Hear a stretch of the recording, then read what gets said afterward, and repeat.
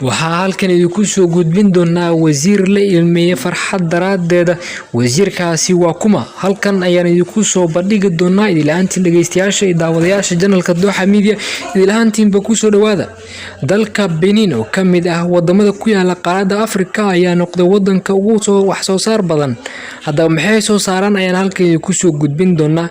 wasiir kamid ah wasiirada dalkaasi una qaabilsan dhanka iyo wasiirka ganacsiga oo lagu magacaabo Gaston Kosi ayaa ilin jabsaday markii fagaara wadankaasi ku yaala Benin uu qudbeynaya dad badan oo wadankaasi ka soo jeeda.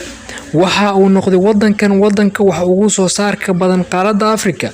waxa ay soo saaraan suuf oo ay ka heleen lacag aad u tiro badan kuwaasi oo ay u geeyaan dhammaan wadamada dunida oo idil. bishii u dambeysay kaliya ayaa leeyahay waxa kaga soo xarootay $1 bilyan Mareykanka ah. wasiirka ayaa arintaasi kadib waxa uu kala hadlayay boqolaal kamid ah dadka wadankiisa ku nool.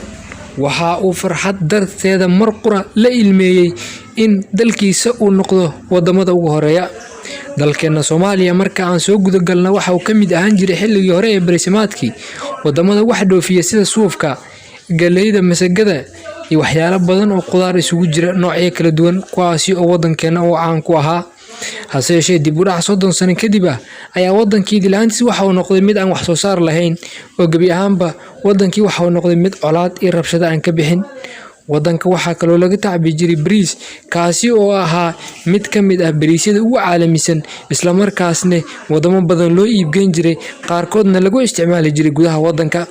waxa kale oo soo saari jiray qasab laga sameyn jiray wax ee sokorta iyo waxyaalaha la midka ah. warshadii ugu weyneed ayaa ku taalay magaalada Balcad sida ay sheegeen qabiirada hore ayna kaga warameen inay ahayd mid kamid ah warshadii wax soo saarka ugu badnaa. warshadii dharka oo ku taalay magaalada Balcad ayaa ayadana ahayd warshadaha taariikhiga ah ee Soomaaliya ee ku faanto waqtigan iyo waqtigii hore intaba. Soomaaliya ayaa bari waxay ahaan jirtay wadan wax soo saar leh oo sidan si ka fiican leh. xataa waxa jiray warshad lagu soo saaro dhanka iyo hubka kuna taalay gobolka Shabeellada Dhexe gaar ahaan magaalada lagu magacaabo Mahadai taasi oo ayadana dad badan oo ciidamadii hore kamid ahaa ay noo faafiyeen in halkaasi lagu soo saari jiray wax badan oo aan dalkeena haatan laga soo saarin. isku soo wada duubo xataa waxa leeyahay warshadooyin dhowr ayaa jiray ku kala yaalay gobollo kala duwan magaalooyin kala duwan sida warshada dharka soo saarta, warshada soo saari jirtay oomada ayaa leeyahay sidoo kale warshad soo saarta sokorta.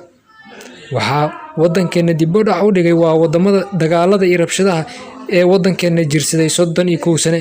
warbixintaasi waxay soo gudbinaa channelkeena Dooxa Media. idilaantiin baad u maasantiin isma dhaafno inta barnaamij aynkan oo kale taan ku kulmi doono. idilaantiin waxay leeyahay nabadgelyo.